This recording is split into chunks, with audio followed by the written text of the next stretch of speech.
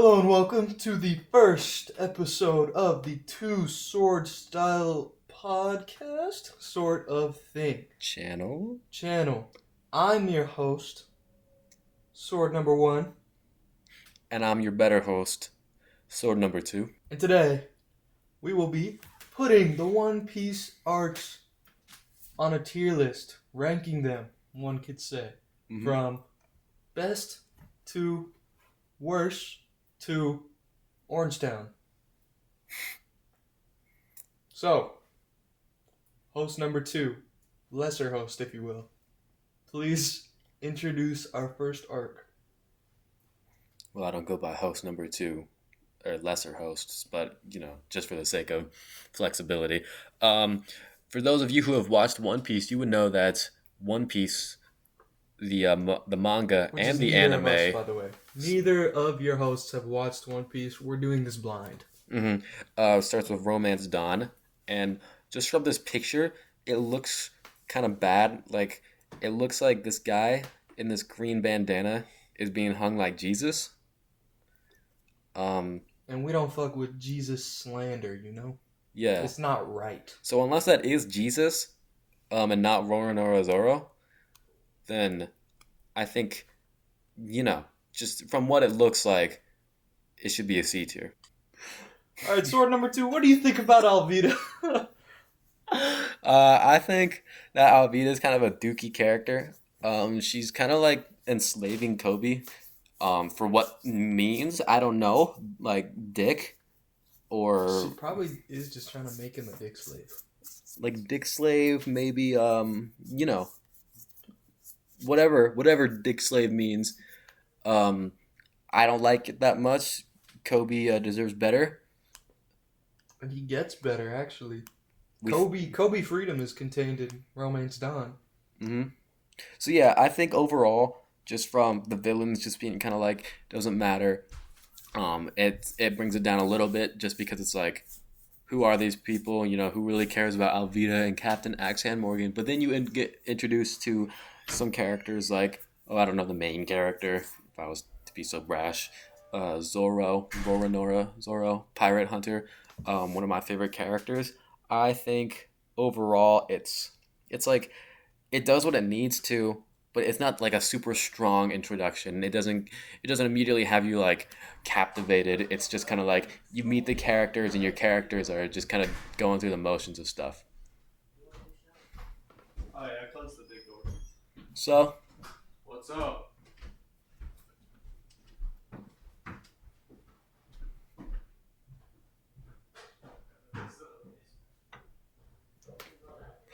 with that, I would say it's like C, high C, maybe a low B, because like it's a small arc, so it really doesn't need to be like this super interesting thing. But you're just kind of jumping from place to place, meeting a character, character gone.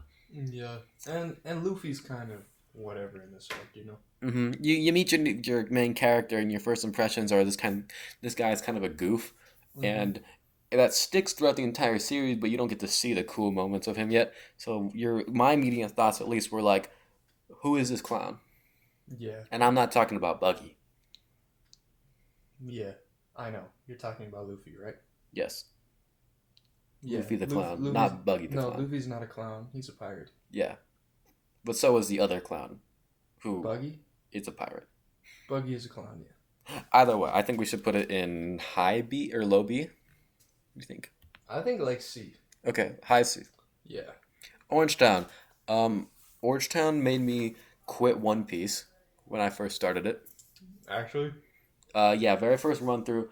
I was already upset because Kobe was making me really mad, and I was like, Kobe, I need you to shut up and die. And then as soon as I get to this point where it's like Buggy's like the stupid little guy, and then there's this weird cat man who likes cats, who's dressed like a cat. I was just immediately turned off by the show and thought, if this is what One Piece is, then I'm out, right? I think I was kind of the opposite. Like, when Buggy blows up that whole town with his buggy ball, and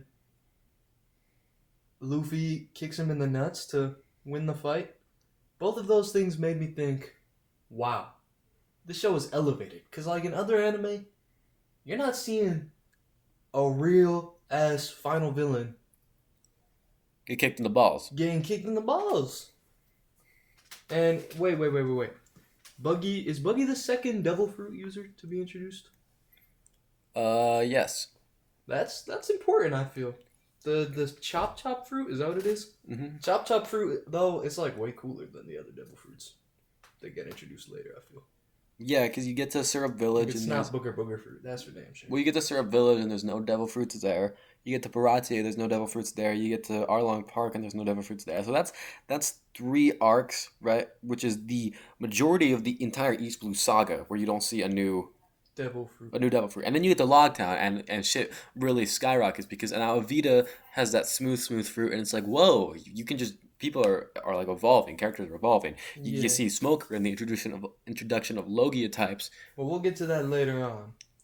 Buggy is the first one in Orangetown, though. The second devil fruit user in Orangetown to have a devil fruit. And he's a goofy ass motherfucker. It's setting like a precedent for the rest of the show, for sure. Yeah.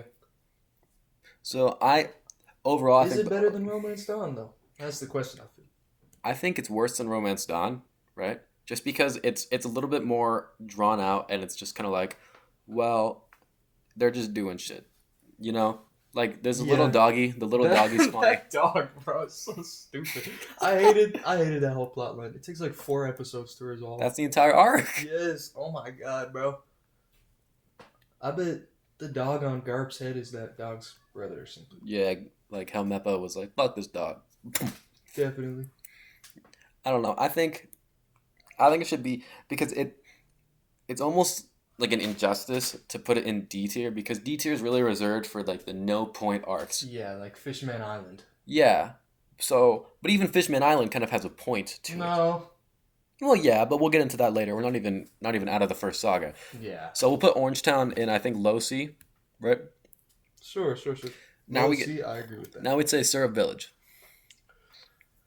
I have a soft spot for Syrup Village. I have mixed feelings. I really like Usopp, of course. Mm-hmm. He's probably one of my favorite Straw Hats. You get the Going Merry. You get the Going Merry, which I really don't care about that much. Because, it just looks like the Lamb Butler dude. Who should have died, by the way. He was Pell before Pell was Pell. But we'll get into that later. We can talk about it right now. He got his stomach split open. Who did he have the lamb fruit model lamb? He definitely did not have a devil fruit, bro. He was a mink. He definitely wasn't a mink. He was a half mink. Brother was just built weird. I need a half mink scarf to wear. Syrup Village, though, overall, it was a longer arc, right? It was like 9-ish episodes, 10-ish episodes, right? And it was like, okay, the villain was kind of like, whatever. It was pretty cool not seeing what the villain could do, but what Luffy was doing against the villain. Clawhador. Like seeing what Luffy, like matching his speed and running his ones, even though he's like, I'm so fast that I'm teleporting around, right? True. It's cool seeing Luffy then being like, nah, and then running his ones. But I think some of the other characters, right, made it feel just kind of like insignificant. Like the what was it, the yo-yo guy? Oh, Django? Yes. He's good. I like Django now because Django like joining the Marines is hilarious. Michael Django. But like him just like immediate, like his first introduction, it felt just kind of silly. It's supposed to be silly. Do you remember Django moonwalks from the beach all the way to Kaya's house? He moonwalks the whole time. I think there's like 15 minutes of the episode dedicated to him moonwalking. No way. Yes, I'm dead ass. That shit had me crying laughing. Bro.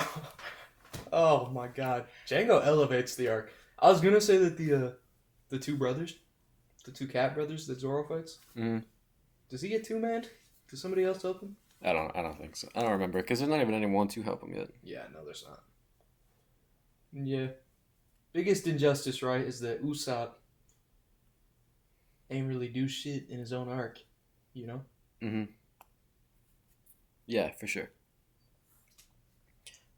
Is it better than Romance Down? I think it's Probably not. I think it's better than Orangetown. It's better than Orange Town. So you want to slide it between those two? Yeah, I think so. Okay. I'm okay with that. Okay. What do we think of Baratier? Because I think, right, Baratier deserves either high B or a low A. I would lean more towards a high B, though. Mm-hmm. As I was saying before the recording, the arc is really about starvation. Mm-hmm. And that's something that we can all relate to. For sure. Like, I've been hungry before. yeah, me too. More than you, probably. No.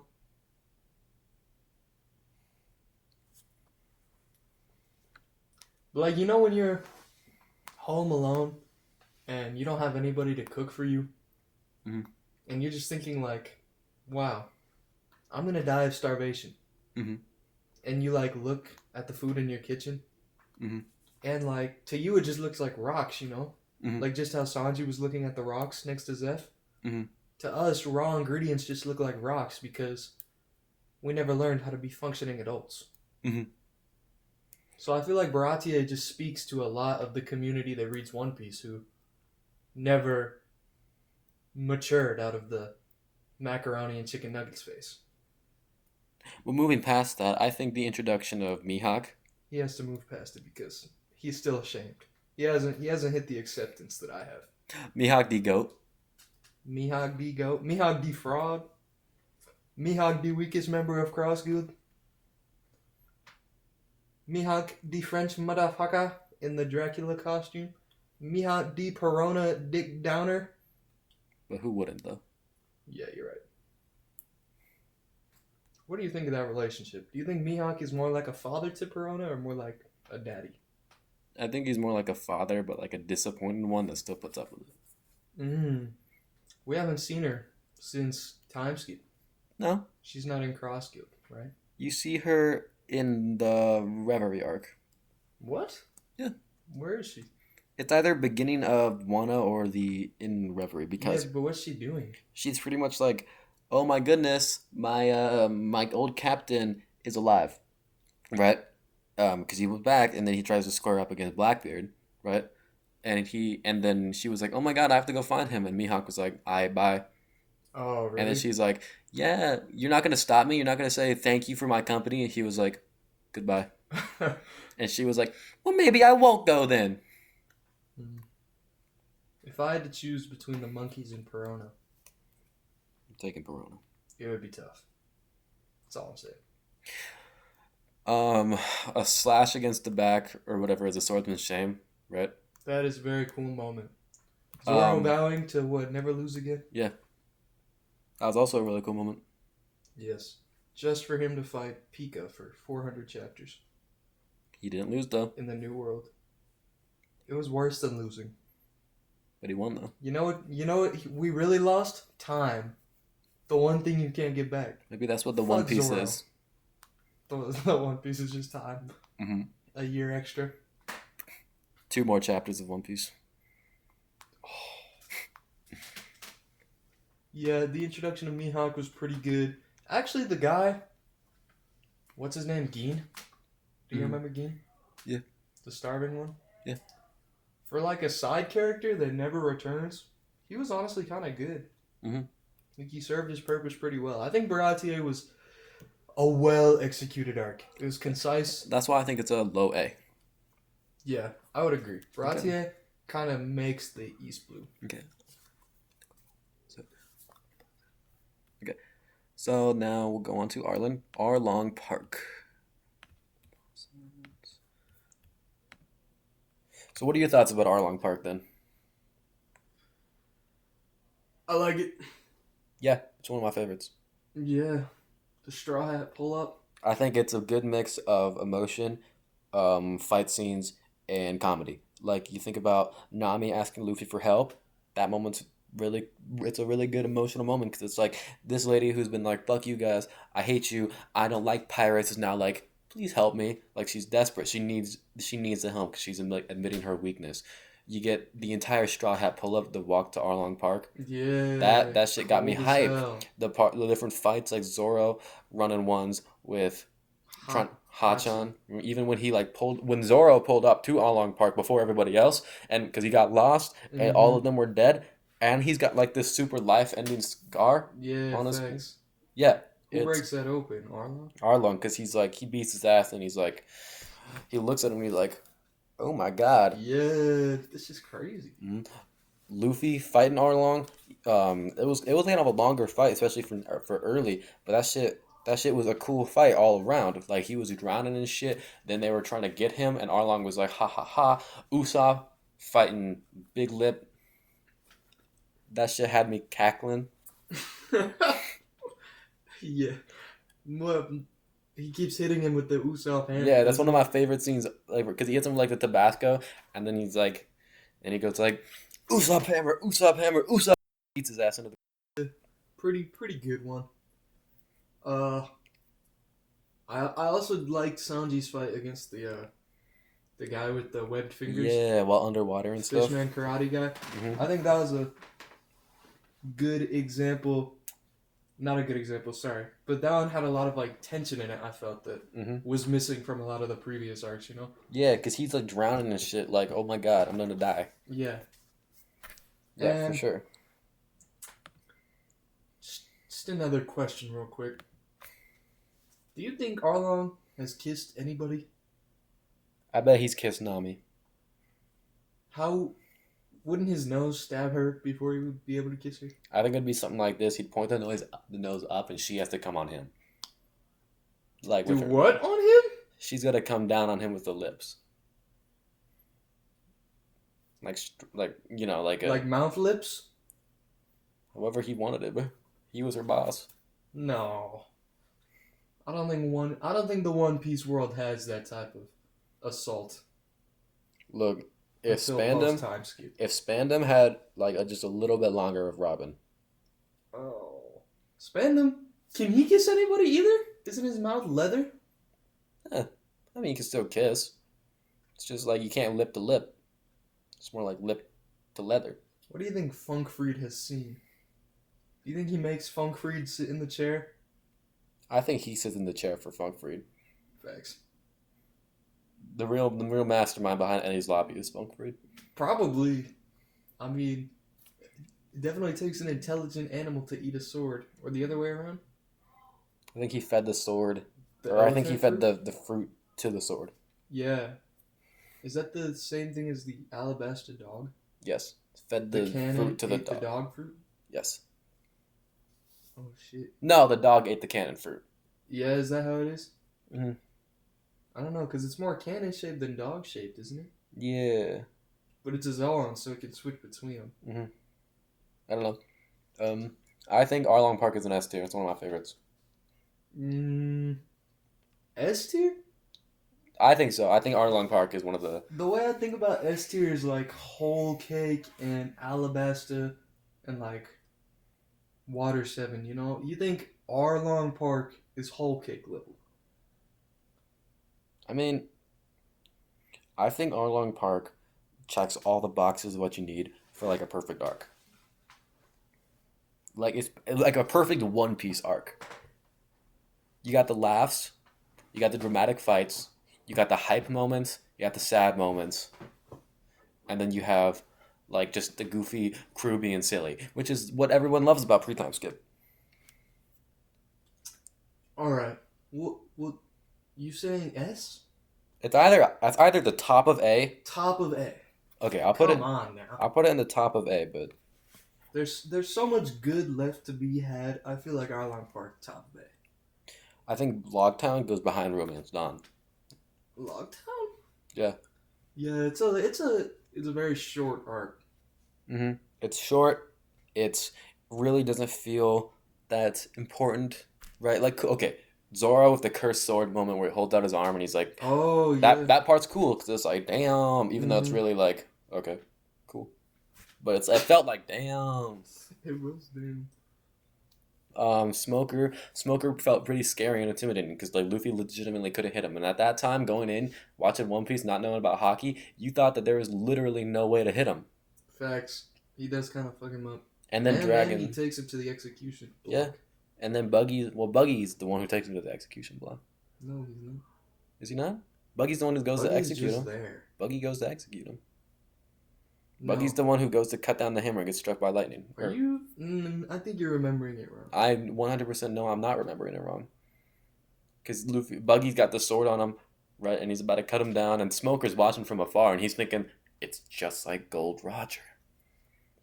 Remember? From afar. I don't know. Longtown is the start of the Zoro Tashigi beef. Because he keeps going like, you look like a girl I used to fuck with. Yeah. Do you think Tashigi is Kuina? No, not at all. Tashigi sucks. She does? I mean, I hope so. Hell no.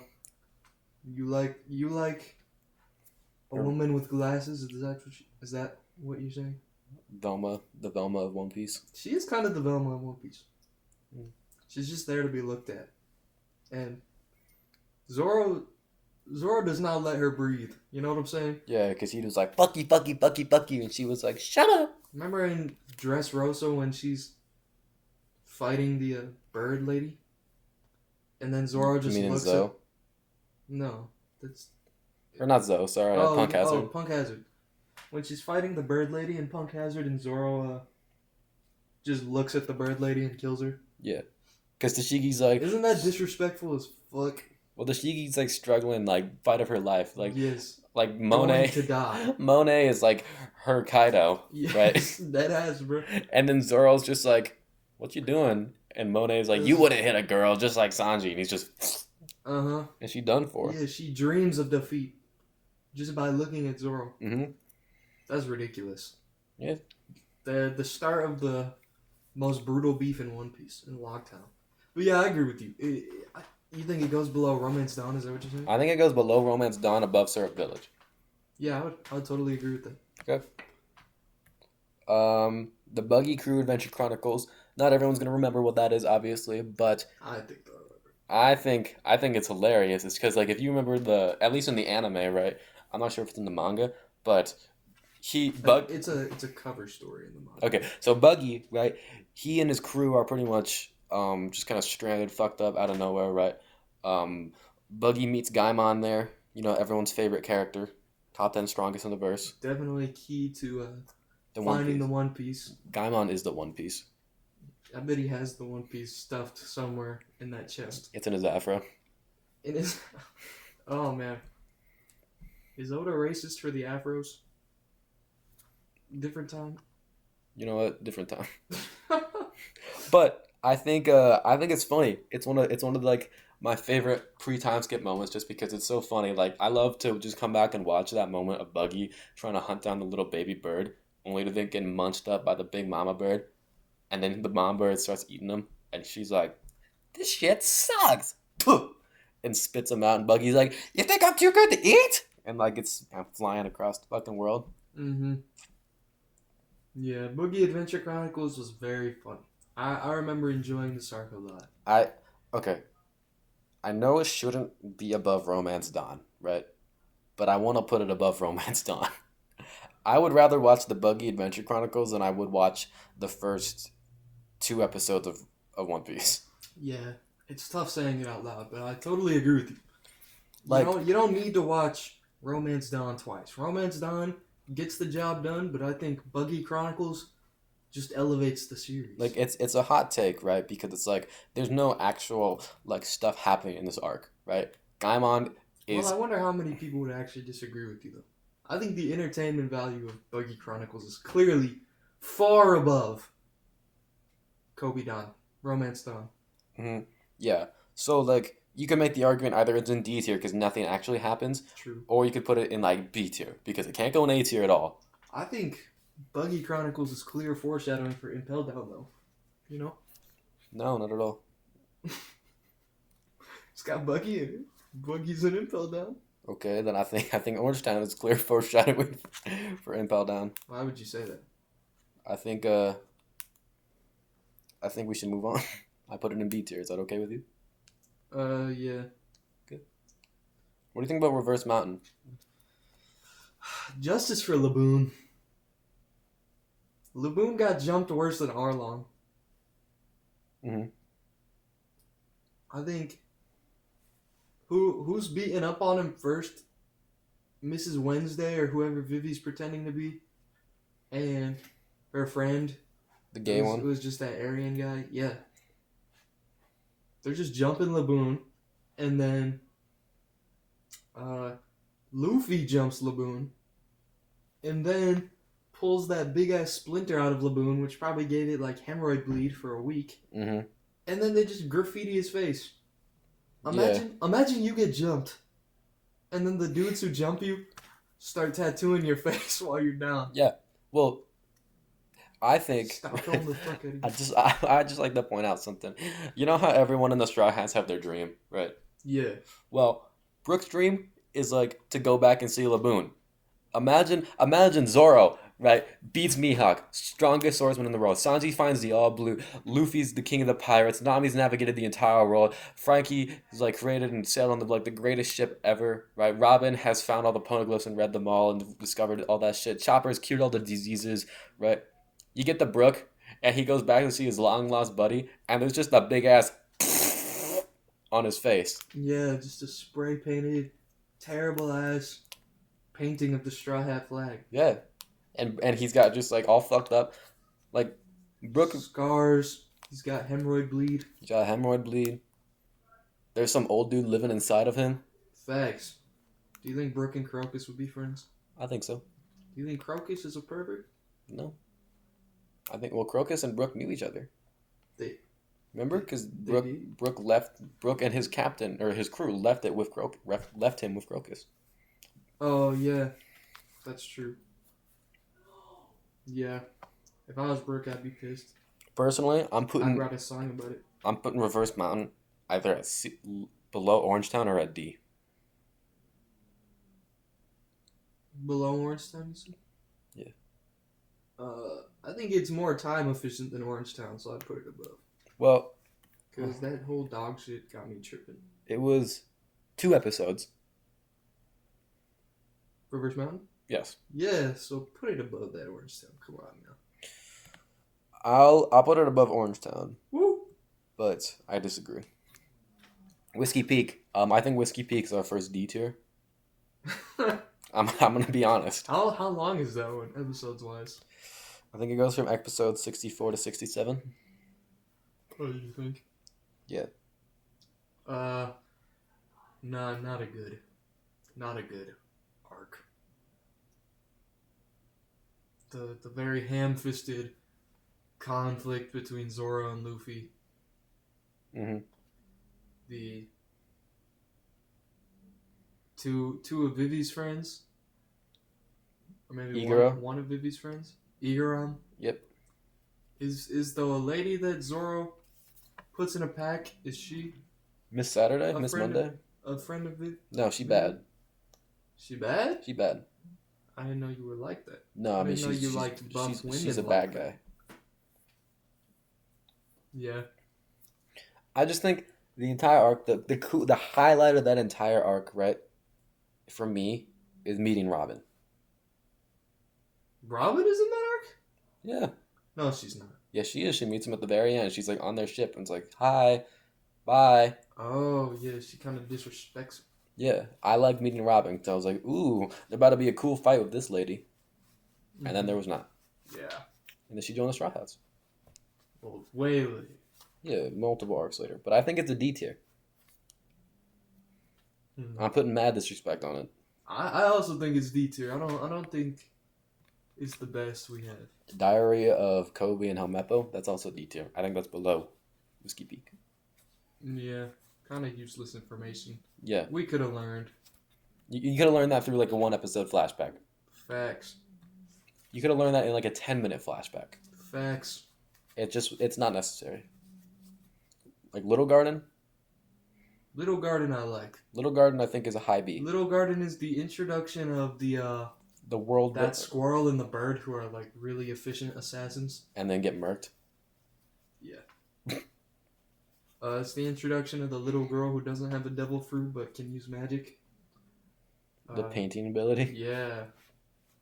It's the introduction of Galbino, who was kind of saucing up the Straw Hats. You feel me? Yeah, because he's got the fucking giant tower shit, and everyone's like turning into wax, and it's like, oh fuck, what we gonna do? He pieced out the two giants, the captains, right? Yeah, thanks. Of like the Elbaf giant pirates who have been fighting for 100 years. He low diff Dory and Bragi. Yeah, who are supposed to be super strong pirates and stuff. I liked watching the Zoro and Sanji beef of trying to find who can get the bigger meals. Mm-hmm. I liked Sanji like talking to Crocodile. I thought that shit was cool. It's the introduction of Usopp's dream as well. Yeah, to be a brave warrior of the sea. Mm-hmm.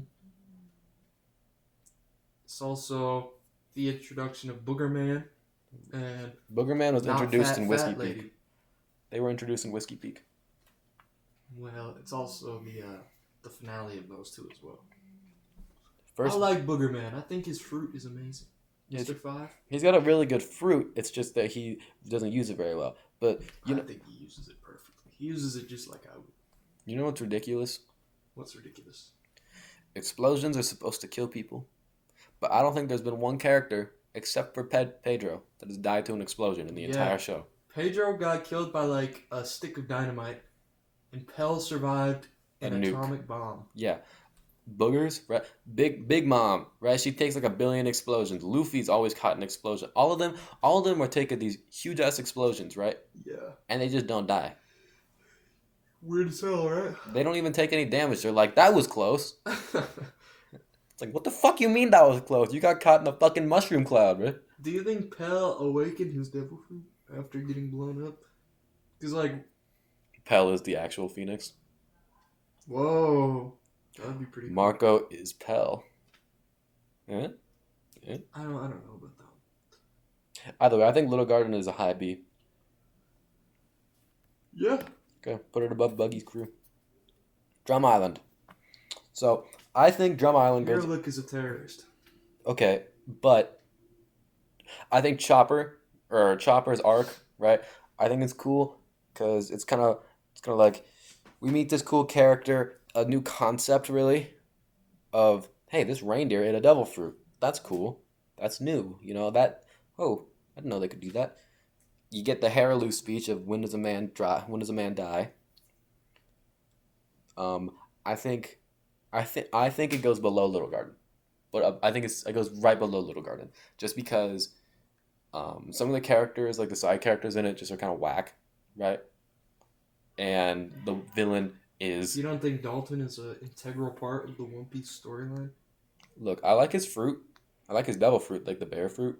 Ox fruit, sorry. And I thought it was cool because I like the Zoans. But the villain made me want to kill myself. Hero Luke? I meant Wapple, but... Oh. I think Hero Luke did more damage overall. How do you think, though, about Drum Island going below Little Garden? I don't know. It's got best girl in it. Ooh. Dr. Kureha? Oh, brother. Dude. You know, the best medicine, the best healers are healers of the heart. And I would let Dr. Kureha do whatever she wants to any of my organs, now that I say it out loud. Got you on recording. You better go viral for this. I really doubt that. But if I do, I want my love to be proclaimed across the world. Well, I think it should go below Little Garden. But like it's like right on the line. Really? Yeah. I would agree with that. Well, moving on to one of my favorites, and what I think is our first S tier, Alabasta. Alabasta is so good. Mm-hmm. I really like the way that everything is built up. Unlike the East Blue, things are foreshadowed. Things are laid down. that are built upon and then finally Oda's actually finished. like writing the story out. It's not just going place to place to place like side quests. Yes, exactly. It feels like this is your first threat. And the Straw Hat pull-up is way bigger this time too, because we have Chopper. You got almost everyone. Well, not almost everyone, but you have like a little. What is it? A little over half the crew. Half the crew exactly, I think. Mm-hmm. What? What are you talking about? Well, half the final crew? yeah. Yeah. You got Chopper now, you got all the villains. Yeah, and they're all finding their shit to piece up. Usopp and Chopper's fight. It's always fun to see Usopp get the shit beat out of him. Yes. It's a great story technique Mm-hmm. to break Usopp's bones. Watching his Gets nose, me every time. watching his nose shatter. Mm-hmm. Against that brick wall. Watching Luffy get his shit rocked for the first time was really fun because it had you kind of like shocked for a second when that silhouette. Oh yeah. The silhouette scene where he like He's got Luffy's the hook on through. the hook Yeah. and the blood is dripping. Oh, You're like man. like brain is broken. Like Luffy's built up to be like this kind of That goofball guy. who just doesn't lose. Yeah, he one-shot Arlong. Yeah, and then he gets to Then he gets Arabasta. raped. Yeah, he just gets fucked up, and he gets fucked up again. Right when he Mhm. tries to get to like the plateau and shit, Yeah. and he's like, "Crocodile," and he's like, "I know your weakness," and then just gets like, because in Crocodile's now like, "Oh, but I have another ability," and like drains the life out of him. Yeah. He gets fucked up. And then they fight again in the underground place, and watching him just blast through the freaking ceiling.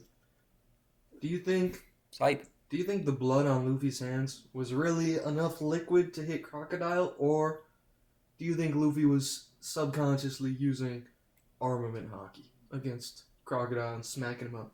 I think he was using like a bloodbending variation of Fishman karate. Actually, Oh, really?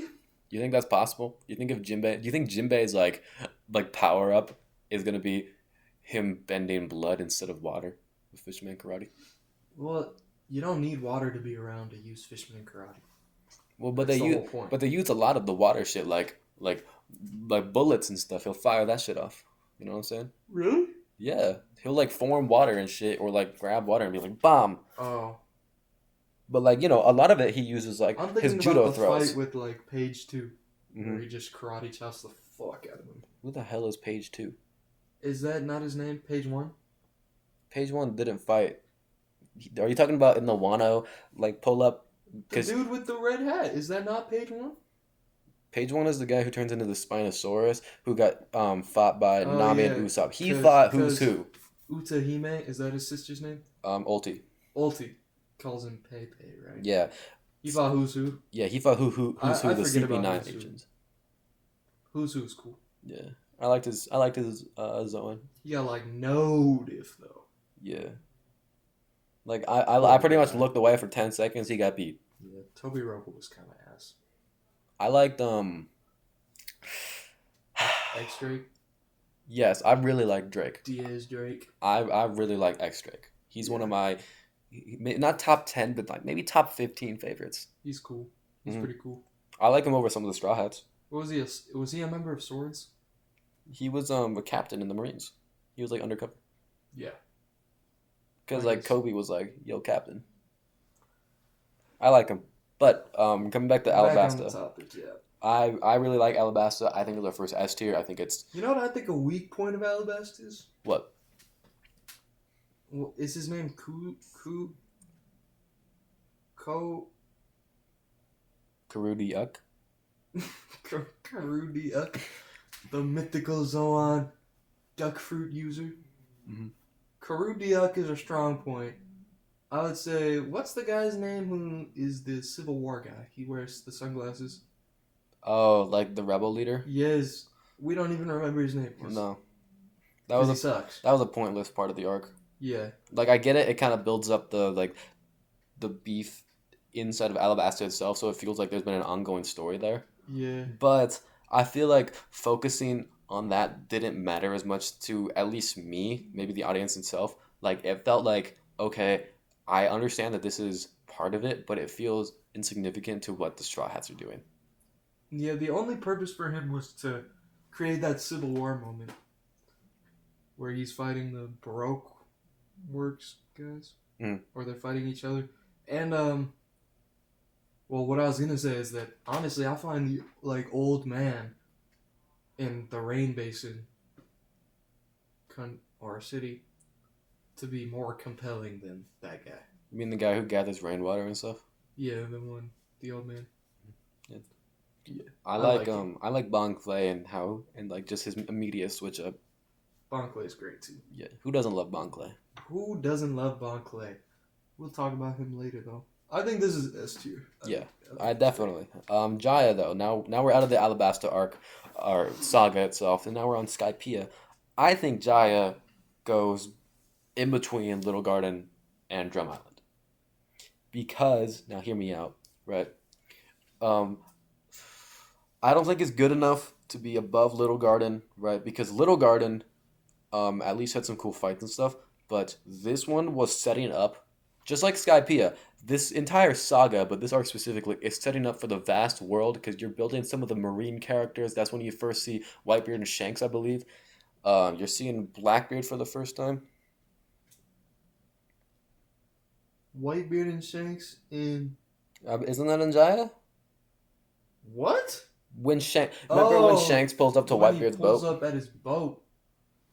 Yes, yes, because he says that when we see Blackbeard for the first time, right? Yeah, I forgot about that. That is a pretty cool moment. Marshall D. Teach, the off-screen killer. Fuck Marshall BT. So Blackbeard, right? You meet him first, and then he gives like the dream speech, and then with the cherry pies and like the whole shit about it. And them getting their shit beat up and them not fighting back for some reason. I never really understood that. It was about pride. Do you think that would do that post time skip? Post time skip. I think Zoro. I think Zoro would. Right. You really think Zoro? I think before anybody even laid a hand on Luffy, Sanji would have jumped their whole ass. Yeah. Well, I don't think they waited. Well, Sanji, I think okay. I think Luffy, right? I think he wouldn't. I think he still wouldn't do nothing, right? Because he's trying to be like Shanks, and Shanks wouldn't do nothing.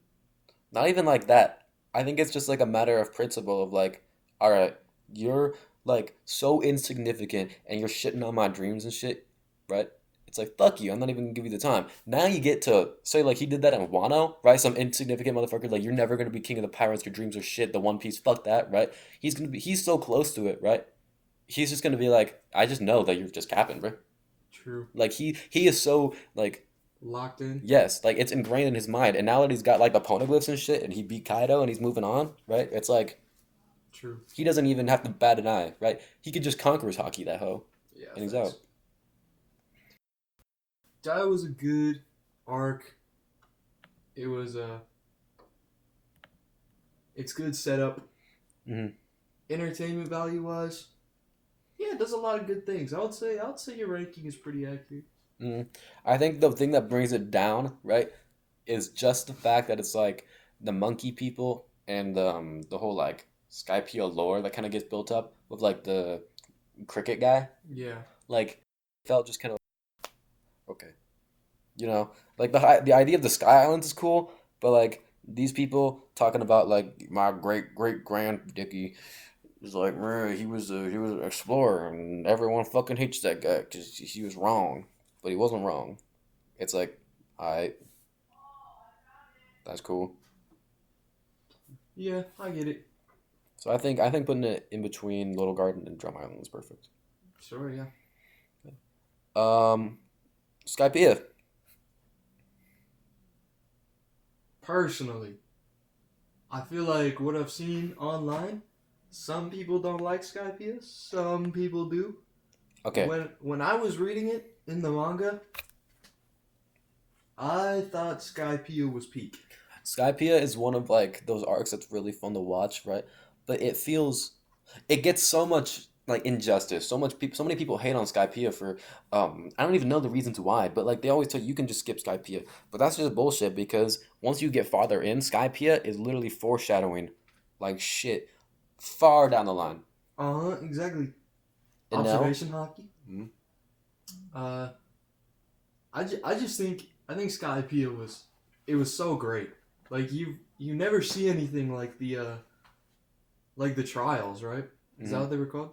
You never see anything like the trials where they have to fight the four devas of NL or whatever. Yeah, like his like little dudes. Yeah, And like some of them were kind of like annoying, right? But that's just kind of like a staple of One Piece villains, right? It's like they build up these villains. Some of them are just annoying as hell, and it makes it feel better when they beat their ass. Like the two bouncy fat guys, right? I love those guys. Like they were like they pissed me off. With the dials Yeah. and the Shandians, Yeah. they were so cool. I liked Wiper. Wiper was so cool. Overall, it was a pretty good arc. I think it. That girl with who could had better observation hockey than Enel. Mhm. Super cool. I think it goes below Baratier. Enel with the big The Rumble electricity fruit. avatar. Rumble fruit just one of the coolest fruits in One Piece. Maybe my favorite. Yeah, it's honestly just like comedic as fuck, right? Thinking about Skypiea, like It is. imagine just Anel, right? He's like Imagine about to conquer the world. Pulling up. Imagine you go to an Yeah. island in the sky. You don't think it's even possible. You don't think it exists. You finally land there. And you're getting jumped by a medieval knight. You're getting jumped by dudes with wings. Hmm. And then you think it's all over. You think it's all over. And suddenly you're getting jumped by Marshall Mathers in the forest. I think it's funny thinking about. So I have two things that I really like about this arc that like, one of them gets talked about, one of them doesn't. The beginning of it, right? I think it's hilarious how they fucking like they crash up there and they're like, oh my god, what the hell, right? And then I think it's hilarious because remember the old lady who was like, you can't come in here, but yeah, you can. I ain't gonna stop you, right? Do you remember that? Like the guard outside who was Oh, like, yes, who then yes, like yes. alerted them, and they were like, so can we just go in? Are you gonna stop us? Yeah. Nope, nope. So it's like, oh, it was really funny because it's like, what, and then just immediate jumping. Yeah. But then thinking about it from Anel's perspective, and this gets talked about a lot. Think about it from Anel's perspective, right? He's about to conquer the entire Sky Islands and then the world below. There is no one who can stop him. He has amazing observation hockey, right? He's got one of the most overpowered Logia types in the entire verse, right? He's able to create like a Buddha out of lightning, Yeah. right? He can teleport around. His observation is so good that he can like tell what's happening around the entirety He of the knows island. how many people are on the island Mhm. So at all times. he's super fucking strong. Yeah. He's dope as hell. And then the only reason he loses is because someone who perfect like type matches up just rolls up out of nowhere and beats his ass. Mm-hmm. It's so good. Sanji standing after like getting shocked by lightning like a billion times, just like holding a cigarette, and right? He was like, "Thanks for the light." That was really cool. I think it goes honestly. I think it goes above Baratier, but I think I still like Arlong Park better. You like Arlong Park more than Skypiea? There's just some parts of Skypiea where I was just kind of like, "Are you kidding me?" Like when he was inside the snake, when Luffy was in the snake for like, That's good. it was stupid. It was good. It was a reference to the Noland flashback. And it makes use of the storytelling principle of coincidence getting you into trouble, but not using coincidence to get you out of trouble. Mm. Like, it's not a coincidence that rubber absorbs lightning, you know? Mhm. Like, that exists in real life. So, Oda had to lock away Luffy somehow in the story so that Enel could fuck up everyone else. So then Luffy could come in and be the like And it savior. makes sense that the Noland serpent still exists, and then it got Luffy. I thought that was really good. The thing that just made me annoyed about it, it was like, man, this cave goes on forever. I was like, damn it. Yeah, it's really good that Enel and Luffy are both really stupid. I think that's a good mirroring of each other. They're both, I don't think they're both stupid, but like I don't think really good Enel's fighters. stupid. I just think he's egotistic. He's got a big head. You think? I think he's smart because of like he was able to take over this entire place, right? Not just out of strength, but out of his like connections with like his people and shit, and like his dominance over the islands and his plan to dominate the world. He could have, right? I think he had the brains for it. I just think that he had such a big ego that it was like, The ego nerfs his brain power. yeah, but I think I think it's separate, but it still affects it. I get what you mean. But I would be okay putting it above Arlong Park, but it's like objectively. But I know I like Arlong Park better. I would rather watch Arlong Park again than I would Skypiea. Mm. From a reader's perspective, Mm-hmm. I would definitely rather read Skypiea than read Arlen Park. Yeah, the fights are cooler, definitely. But Mm-hmm. I just like how funny it is, right? But I think Skypiea is funny too. So I think it's like I don't know. Skypiea is a pretty good, like one of my favorite pre-time skips. Yeah, mine as well.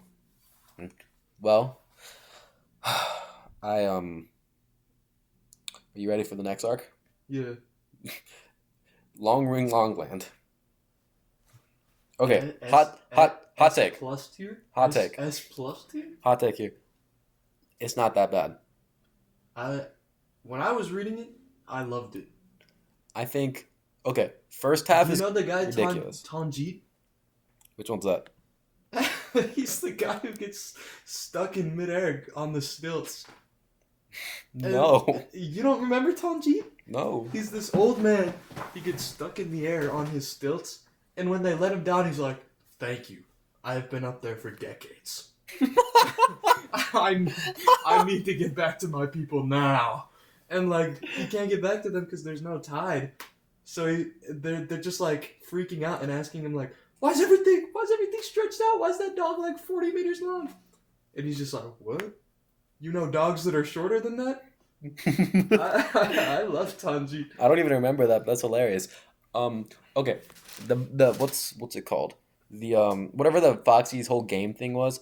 I thought that was ridiculous, but it's only because I was just mad that Luffy didn't go no and just beat him immediately, right? Yeah, that was kind of weird that Luffy agreed to those terms. Like it feels like Mario. It feels like going from playing like a Mario game and then right after playing Mario Party, right? It feels like what the hell? Like but like same characters, but it's like a completely different thing, you know? Mm-hmm. But that part wasn't that bad. That part was like annoying as hell to watch. But there was some fun moments of it, like when Sanji and Zoro teamed up together, with that ball game. But after that, right, when they were like, "All right, fuck your games, we about to beat your ass," right? So when Luffy comes out, right, and they're like going around the ship trying to fucking find him and stuff, I thought that was fine, right? I didn't hate it that much. I was like, this could be cooler, but for what this arc is, I think it's like whatever. Mm-hmm. I think because then when you pulled out the Afro Luffy, I immediately was just like, what the hell is happening? Oh, Afro Luffy had me dead, bro. Like it was funny, but I was just flabbergasted. But after all of that said and done with, I think, um, I think when Aokiji gets introduced is like the best. I think that's obviously the best moment from that arc. But I think it's just a really good moment in general because you're Mm-hmm. introducing characters that are significantly stronger than your main character.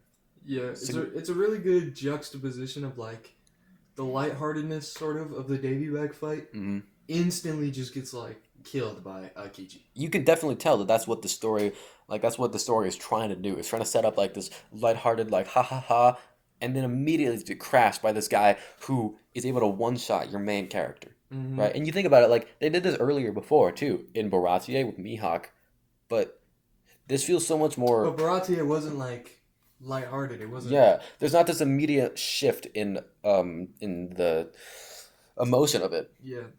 It was just like, boom, you're like fucked, right? So like Aokiji, right, when he's like, because Aokiji also comes off as like this funny guy. He's sleeping behind a rock. Robin's terrified, right? But they're like, "What you tripping for?" And he goes like, and Aokiji, like one of the first things he says is like, "Man, where am I? I must have took a nap. Oh, hello, you big booby woman." Yeah. Right? He's crazy. He's funny.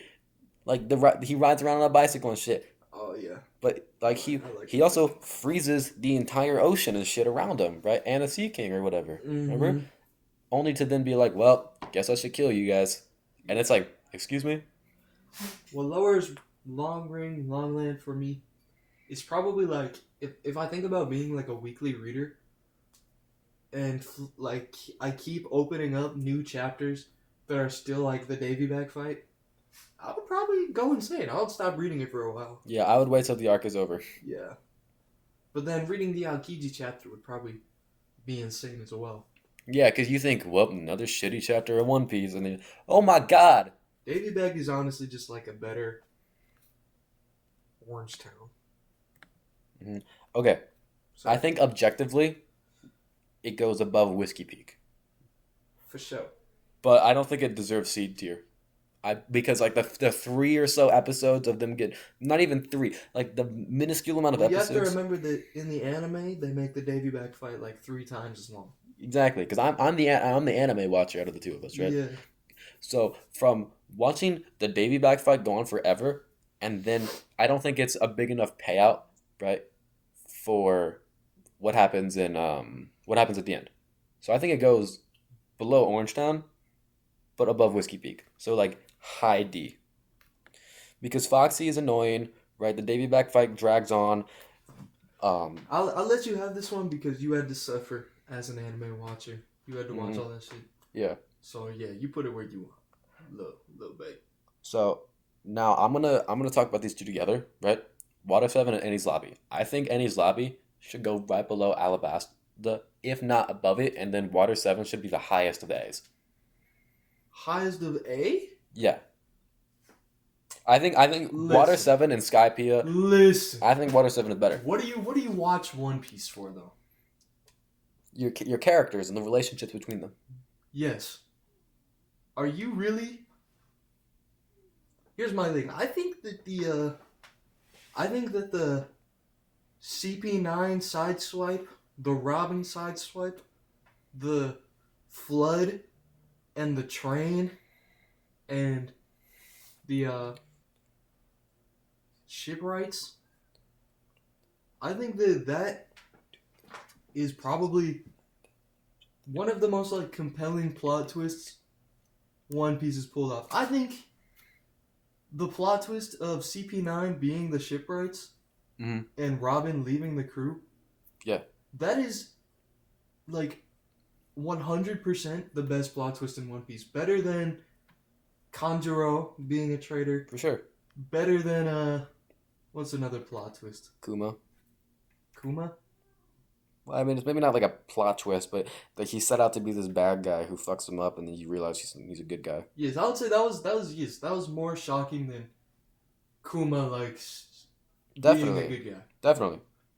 I think that was instantly had me hooked so hard as a reader. Like in Water 7 being based off of Venice and having all that world building with like the bulls. The Frankie family I really liked. Frankie family. Usopp and Luffy fight? Yeah, Luffy Usopp fight. and Luffy fight had me Usopp going back. Had me punching the air, bro. I was punching the air at this. Usopp going back alone, right? Knowing that he's about to get his shit rocked, but it's like, I have to do this to the entire Frankie family. Yes. And then kind of putting up a fight for a little bit. That shit was hype. Yes, and then directly afterwards, also running Luffy once until he gets one shot. Yeah, but he was doing good. That was the saddest shit ever, bro. Yes, Usopp getting sucker punched crazy style by Luffy. What was sadder for me, right, is watching that and then watching the crew be like, we can't do anything. Like, this is the captain being a captain. He has to do this. Just the drama and the intensity of Water 7, how it goes from like so beautiful and amazing to like kind of the darkest. Yes, because the waves is coming. It's talking about how it's gonna destroy the entire island in itself. CP9 comes up, fucks up everything. I think the only thing that upsets me about Water 7, right, it's just because of how they've done Frankie dirty. They've done my boy dirty. What do you mean they done your boy dirty? I mean, Frankie was running ones with like some of the CP9 agents, and then now he's just kind of like, I'm a big old robot guy. It's like it feels like he didn't make too. Because obviously Frankie has some of like the least character building. The way Frankie turns out in the rest of the story affects your enjoyment of Water 7? No, it doesn't affect my enjoyment of it. It's one of the things that I see and I think about.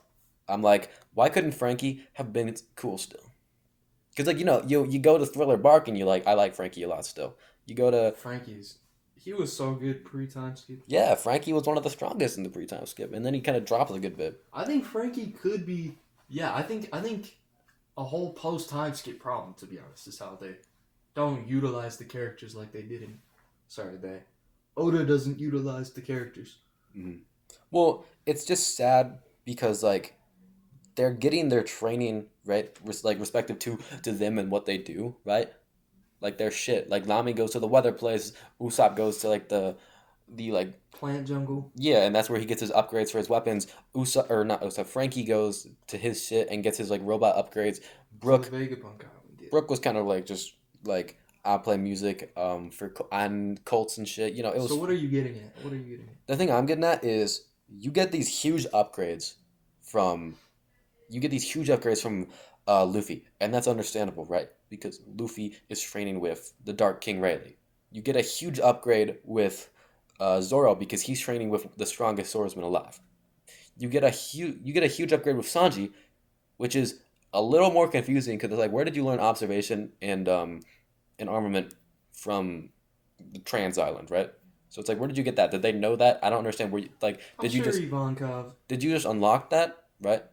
So he gets that, but then you get everyone else, right? Robin, missionaries, Yeah, right? but Why didn't Robin get armament, right? Or at least observation, right? what does this have to do with Water 7, It's big dog? it's not. This isn't about Water Why Seven are you anymore. talking about it then? You make it sound like we haven't just talked about random shit. Yes, but you were talking about Frankie. I get how you're saying he's like downplayed in the future events, but Well, drawing back to that, right? With like Frankie getting downplayed and stuff. It's just like Frankie, because we're talking about Frankie getting like just kind of nerfed. Like if Frankie had those upgrades, right, he would be one of the stronger ones. And I just wish Frankie stayed one of the stronger ones because of how they built him up in the pre-time skip and especially in Water 7. I think Frankie in Water 7 is kind of supposed to be. He's more about the soul than the body, you know? He's a cyborg. He's kind of got limited. He's got limited ability based off of his body being metal, you know? Like all the others have that human potential. Mm-hmm. He had to turn himself into a cyborg. So I think that he's a lot more about the brain and like the soul and being that man and having that dog in him. You feel me? Mm-hmm. And yeah, I hated Frankie at the start. Frankie really turned it around on that train ride, bro. Yeah. He gained my love and affection. I liked Frankie because I thought he was a villain, right? Like I liked him because I thought he was a villain. He was running ones with Luffy. Yeah. And I thought he was kind of piecing him up. Kind of running low. Yeah. Ones with Luffy. So I liked him because I was like, ooh, about to be a cool fight against a big old robot guy. And then he's like, oh brother, I guess we're teaming up now, right? And I like that. So I just put Water 7 in A, right? Just that's kind of like a safety kind of thing. Like I know it at least deserves A, but if you think that we should put them both in S tier, right? I think it's okay to have Water 7 top A. It's just so.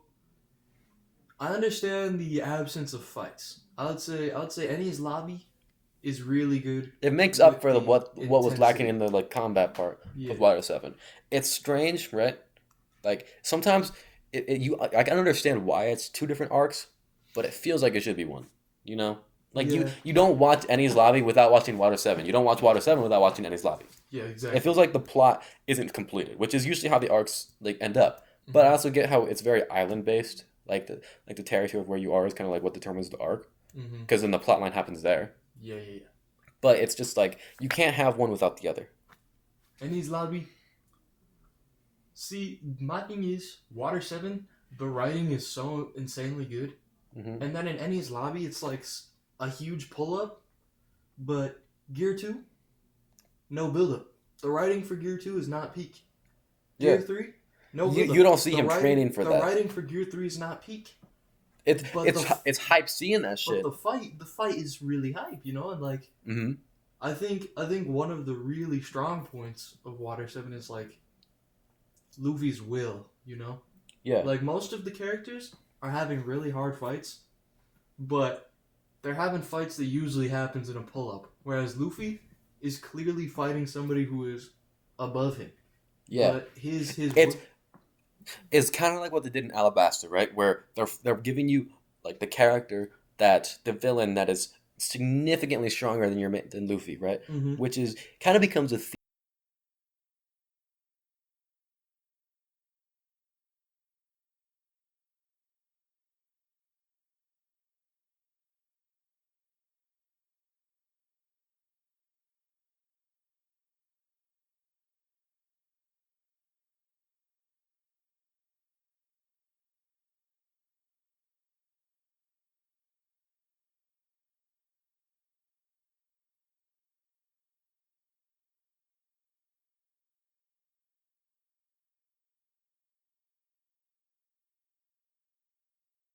a theme of the remaining of the show. Like you get to all your different character, your different story arcs and stuff, and there's just these forces that just seem impossible to defeat. Like I think the biggest ones that you can think of is obviously Wano, right? Because Kaido is this monster, you know, like he beats Luffy multiple times right before Luffy finally prevails. But like just go back another arc, right? In Wano or not Wano, sorry, Whole Cake.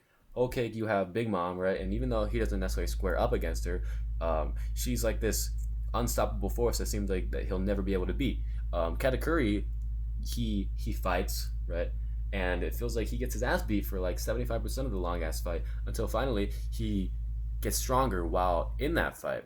And that's kind of like the whole thing of it. It's like you get these strong characters that are this like mountain that they have to overcome, and it's really cool watching them actually do that because like you're seeing less of like a training arc or something, but like just them getting stronger just through it.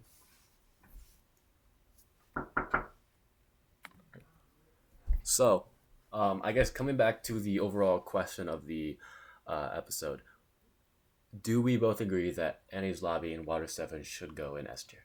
Yeah. I think for the fights, Ennie's Lobby is just S. And for the plot, Water 7 is totally S as well. I think Okay. it's gotta be S for both. Now, the real question is, which one would you put above each other? Since you were gonna put Water 7 in A, I think we do what the hell? I think we do Ennie's Lobby above Alabasta and Water 7 right below it. I feel like, is that a fair ranking? I think Water 7 and Alabasta are almost interchangeable. Yeah, they're really good. Both of them are really good. It really just comes down to what you appreciate out of the show more. You know? Mm-hmm. Well, Alabasta is definitely more of a complete package. Like, I'll give that to anybody. I just think, quality-wise, the entertainment value is still there. Definitely. Yeah. Let's finish out the saga and talk about Post Ennie's Lobby. Help me out. What is Post Ennie's Lobby? Post Ennie's Is Lobby. that just the Club Otter Man? Well, it's when he meets Garp. When he's finally like, when Luffy and Garp Oh, re-meet. yeah. Mm-hmm.